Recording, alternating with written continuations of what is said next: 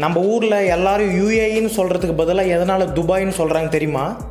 ஒரு குட்டி ஸ்டோரி சொல்கிறேன். அந்த காலத்தில் ஒரு சின்ன கிராமத்தில் ஒரு ஸ்கூல் படிக்கிற பையன் இருந்தான். அவன் பேர் ரவி.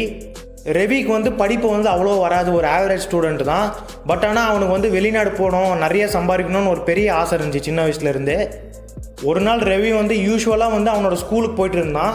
வழியில் வந்து 35 வயசு ஆண் வந்து நல்லா இன் பண்ணிக்கின்னு டிப்டாப்பாக ரேபன் கூலிங் கிளாஸ் போட்டுக்கின்னு கழுத்தெல்லாம் செயின் போட்டுக்கின்னு ரிங்கு போட்டுக்கின்னு சூட் கேஸ் ஃபுல்லாக வந்து சாக்லேட் வந்து அந்த சின்ன பசங்களுக்கு கொடுத்துருந்தான்.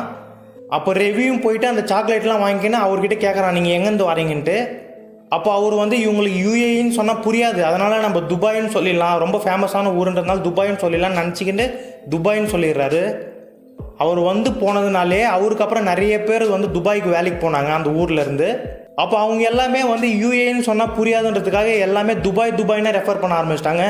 உன் பையன் எங்கே வேலை செய்கிறான், என் பையன் துபாயில் இருக்கிறான், துபாய்னே வந்து நிறைய பேர் சொல்ல ஆரம்பிச்சிட்டாங்க. ஃபைனலாக ரெவியும் ஸ்கூல் முடிச்சுட்டு அவன் வந்து துபாய்க்கு வேலைக்கு போகிறான்.